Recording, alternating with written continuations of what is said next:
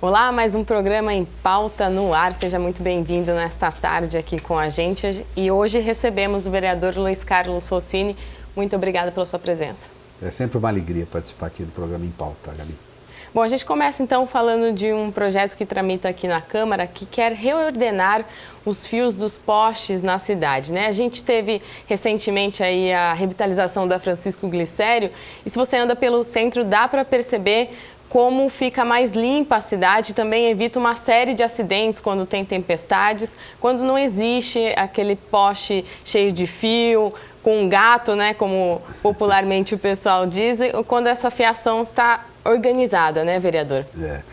Na verdade, nós queremos melhorar a situação que existe hoje. O ideal seria você fazer o enterramento de todo o cabeamento, mas é um processo muito caro e, assim, a longo prazo, essa é uma medida. Mas enquanto isso não acontece, nós precisamos corrigir um problema que hoje, não só do ponto de vista estético, torna a cidade mais feia, mas como traz uma série de insegurança, principalmente para a população, que é o fato de você não ter o controle, ou não conseguir responsabilizar quem de fato deve remover, reparar esses cabos, muitas vezes de telefonia, TV a cabo, ou sei lá qual finalidade, que caem e ficam suspensos sobre a calçada, atravessando as ruas, colocando em risco muitas vezes o pedestre, próprio veículos. Então eu apresentei um projeto em conjunto com o vereador José Carlos que propõe a responsabilização da concessionária de energia elétrica, que é a CPFL, pelo realinhamento desses cabos. Então toda ocorrência de queda, de cabo mal instalado e tal, deveria ser acionada a empresa, porque ela é dona dos postes, ela faz a gestão disso, né? Então nós realizamos inclusive 3 reuniões públicas com a própria CPFL, com todas as empresas operadoras de telefonia, TV a cabo, porque elas também dependem desse serviço, e estamos tentando encontrar uma fórmula para que a gente garanta que esses cabos não se transformem num problema. Só para você ter uma ideia, e foi relatado aqui, há muitos cabos, inclusive clandestinos, que nem a CPFL, nem algumas operadoras conseguem identificar o que aquele cabo está fazendo lá. E a CPFL ela não tem poder para ir lá e simplesmente tirar aquele cabo, porque ele pode estar levando fibra ótica para um hospital, para um banco, então interromper um serviço. A ideia do projeto de lei é disciplinar isso e ter um caminho, um instrumento legal onde a população, a própria prefeitura, possa cobrar, né, quando houver uma ocorrência. Por exemplo, um acidente derruba os cabos, a CPFL conserta o cabo dela energizado, os outros ficam lá, né? E às vezes a população fica com receio, será que aquele cabo tem energia? Se eu pegar vou tomar choque? E às vezes pode tomar. Então, além do risco que isso pode causar, né? Então, a gente espera que, voltando à tramitação do projeto, que a gente consiga resolver esse problema. E já foi dito, se a gente conseguir equacionar isso aqui, isso pode ser referência para o Brasil, porque esse é um problema que hoje está em todas as cidades. Até o momento, o que as concessionárias, as empresas, elas dizem sobre a proposta? Elas estão realmente dispostas a colaborar, a entrar num acordo? Estão. Elas sabem que tem responsabilidade, né? Então, a própria CPFL, se tiver essa regulamentação, vai ajudá-la nessa função. O que a gente percebe é que, às vezes, é mais fácil deixar um cabo que está inativo suspenso lá, desligado, do que removê-lo, porque tem custo e tal. Então o pessoal às vezes não está nem usando e larga.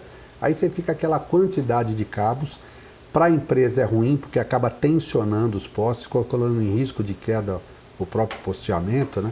Mas todas se mostraram dispostas a cooperar e cumprir o seu papel para organizar isso na cidade. Nós precisamos cuidar da nossa cidade e elas são usuárias desse sistema, tem que obviamente se sujeitar às normas que o município estabelecer.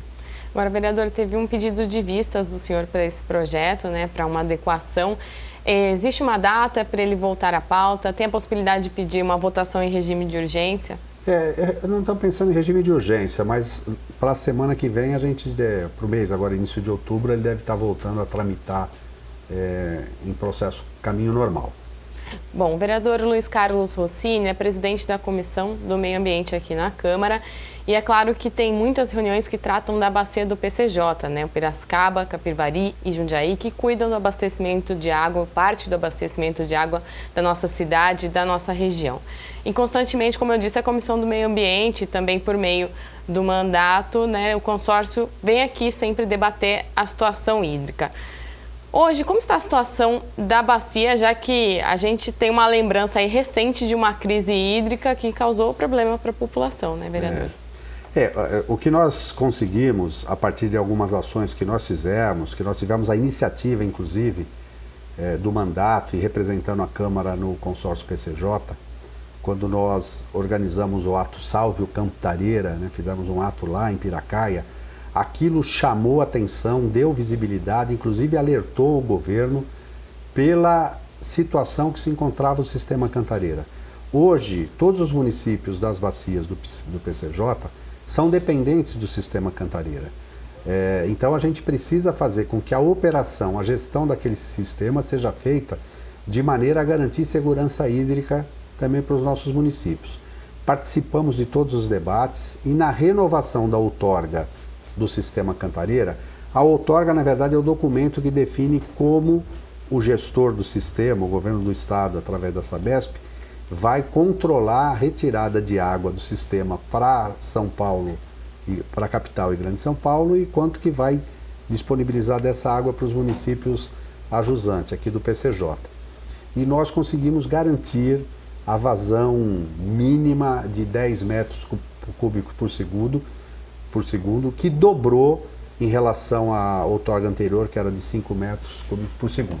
Isso dá uma relativa segurança, mas não resolve o problema, porque os momentos de estiagem, né, por conta das mudanças climáticas, continuam acontecendo. No mês de junho, por exemplo, a nossa cidade não recebeu uma gota de água. Aliás, estamos há mais de 30 dias sem chuva aqui.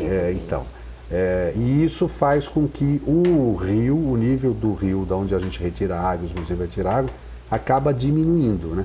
Então, para manter esse nível de água que corre no rio, num nível satisfatório para a gente poder captar água, esse controle é feito no sistema Cantareira.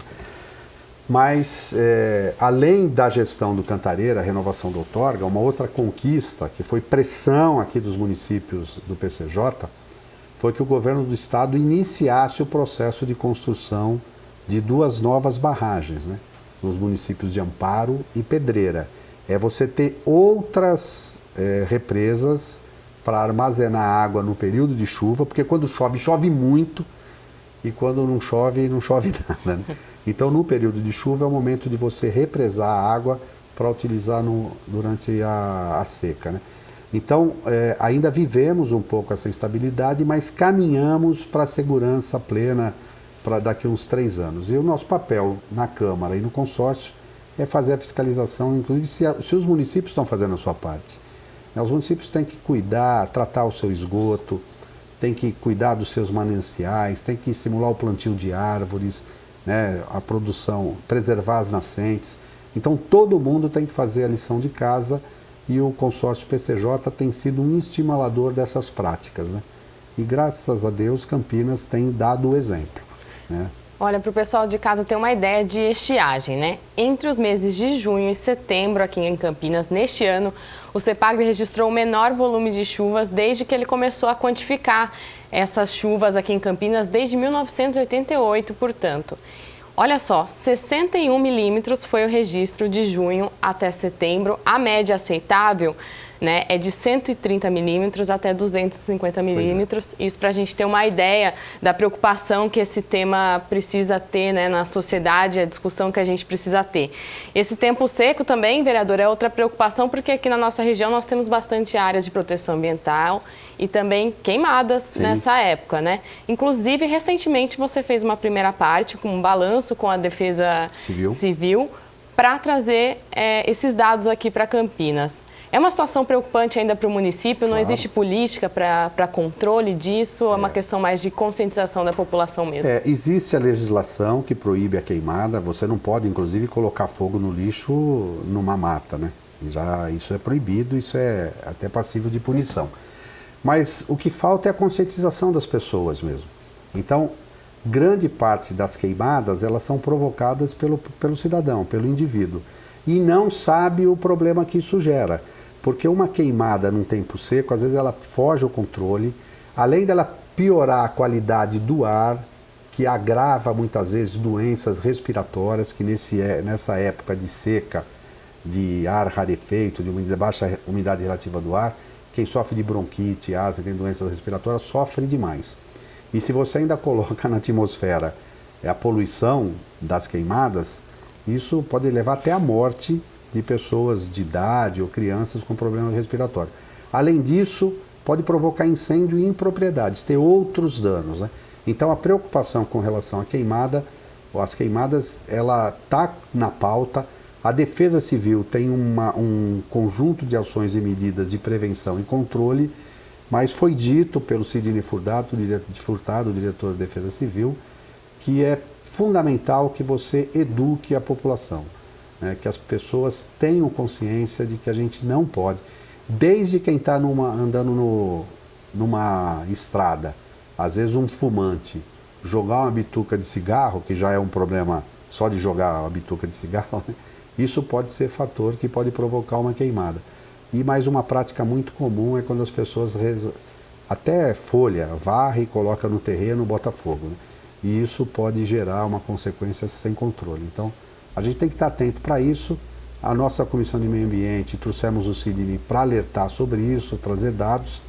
Nós temos uma estrutura preparada para intervir nessas ocorrências, mas se acontecem algumas simultâneas, você não consegue conter. Bom, se você quer acompanhar mais próximo aí a Comissão do Meio Ambiente, a agenda é divulgada sempre lá no nosso site, o campinas.sp.leg.br, lá tem os horários, o cronograma e você pode vir aqui participar das reuniões. Agora falando sobre o Legislativo, porque claro, é também papel do vereador fazer com que a casa funcione da melhor maneira possível. E o senhor protocolou um projeto agora em abril que fixa critérios para que sejam estabelecidas datas no calendário oficial da cidade. A gente sabe que pelo menos uma vez por mês aqui na Câmara tem algum tipo de votação com relação a datas no calendário oficial. Por que esse projeto, vereador?